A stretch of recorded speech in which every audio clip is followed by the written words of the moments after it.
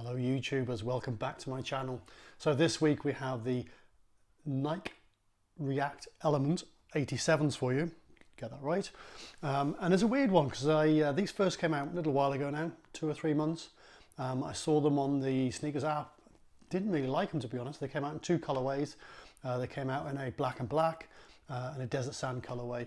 And they were not that hard to get, but you know, they ran out after a couple of hours. But I could have had a pair of them and decided it wasn't for me. Didn't really want a pair of them. I just left them, and they sold out fairly quickly. And since then, they've become quite a big resale on eBay. You probably, you know, for one of those pairs, you're probably talking 300 quid, maybe a little bit more for that, and they're 140 retail.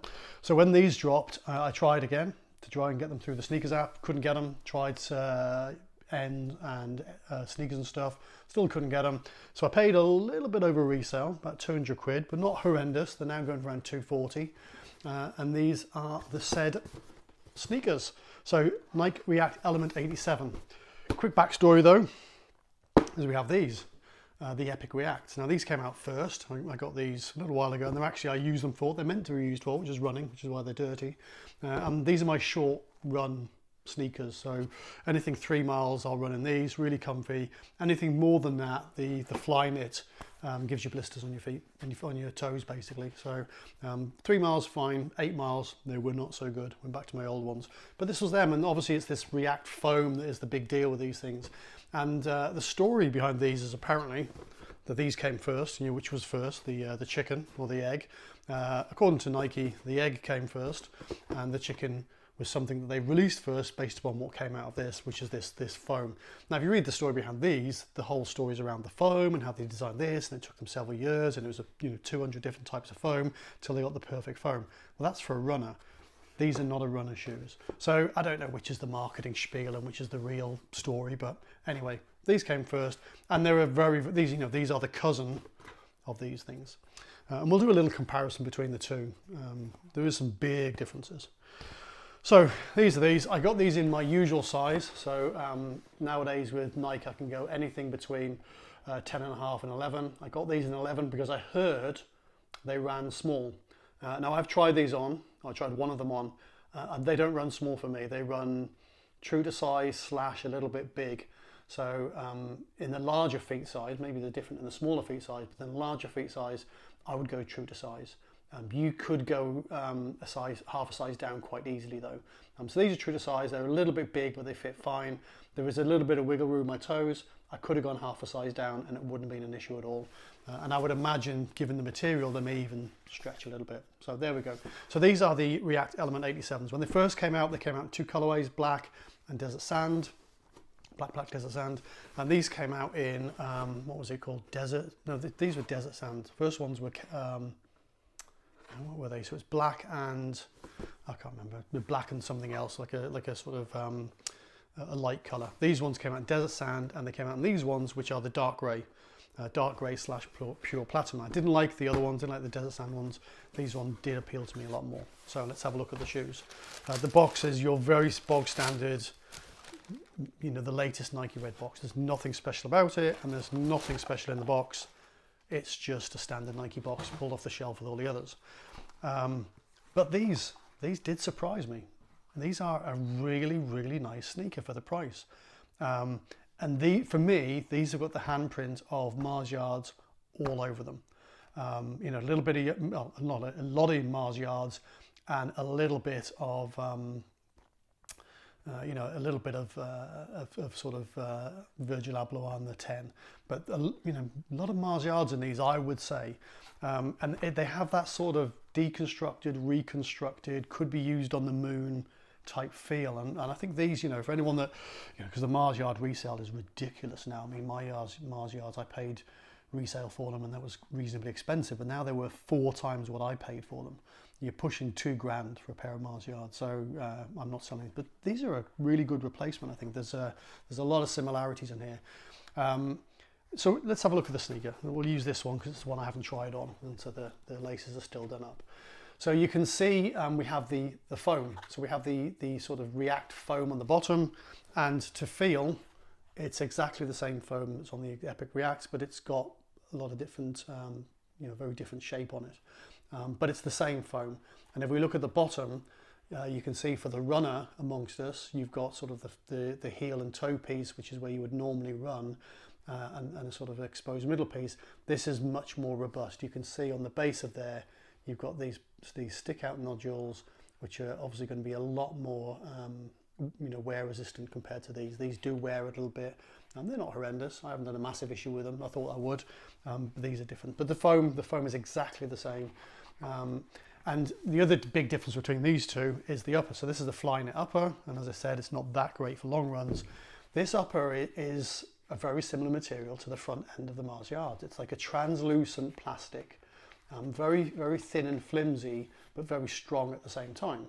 And it's really nice. And the really good thing about this, and this is why I prefer the darker one to the lighter one, is whatever socks you're wearing underneath that, they sort of change the appearance of the sneaker. The sneaker becomes darker or lighter depending on the sock you wear, because you have this sort of see-through.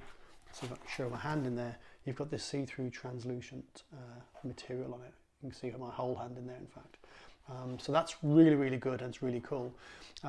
If we look at some more of the elements on it, you've got the elements on it. See what I did there?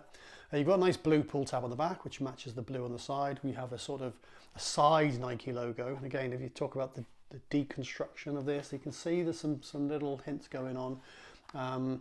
If we look at this side, we can see the exterior stitching, which again is that hint of deconstruction. And we have, the element where the laces go through is again a little bit deconstructed. So it's all about deconstruction. It's all about different materials, and all in, these make these a really, really cool trainer. You can see there's this really nice maroon red here, which I do really like. It's one of the other reasons I got the shoe. I love this red, I love this blue, and this sort of dark translucence. And as we go around the shoe, we've got the deconstruction. We've got a bit more red here. There's not a lot of leather on these shoes, and I'd say this piece here is probably the only leather on the shoes. That may be leather, this red tab here, but I'm not quite sure. Could be.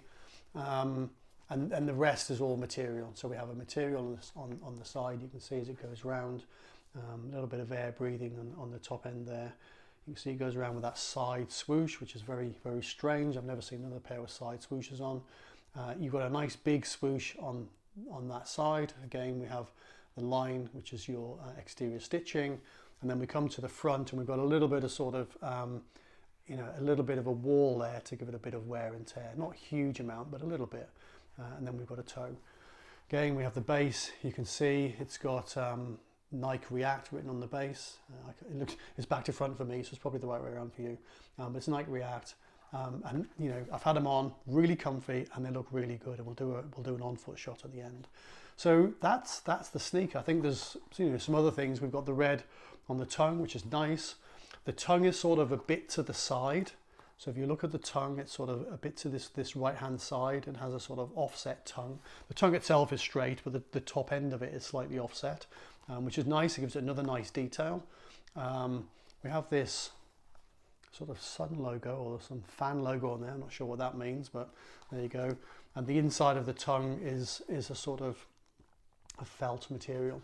And the other reason why there's a big throwback here, I think, to the Mars Yards, apart from the sort of funky moonness of it and the translucent materials, is on the inside, which is to aid wearing without socks, we have a Cork insole. Now, you'll recognise this Cork insole straight away. It's virtually identical apart from the swoosh on it rather than Mars Yards logos. It is virtually identical to the Mars Yards ones. If I remember rightly, the Mars Yard other side is leather. If I remember rightly, I'm not quite sure. But it's definitely a Cork upper, and the Cork with a bit of holes in it to allow you to wear them with no socks on. And obviously that's the translucent part. I mean, it sort of is a sneaker that lends itself to being worn without socks on it. So there we go. We shall show you the two of them together, and also just notice that there you've got Nike React written on the top of the tongue. So here we go. Let's have a slow rotate before we do a last on foot. We can see the swoosh at the front. I'm going to knock them together so you can see. We've got a black line going down the middle. Really, really nice sneaker. We've got two swooshes on the back. I can't hold two hands together. There we go. And coming back around the side. So there we go. That's another sneaker from the Geordie sofa. I hope you enjoyed that. These are a beautiful sneaker, really recommend them. The resale is not going nuts at the minute. You can pick up a pair of these for 250 quid. It's creeping up slightly as the stocks run out, but you can pick these up for a very reasonable price. Highly, highly recommend it. These are gorgeous sneakers. Couldn't get the Mars Yards, try these instead, because these are just as cool and funky, I think. And that's it. So as always, follow me here on Instagram, so that's at GeordieKicks.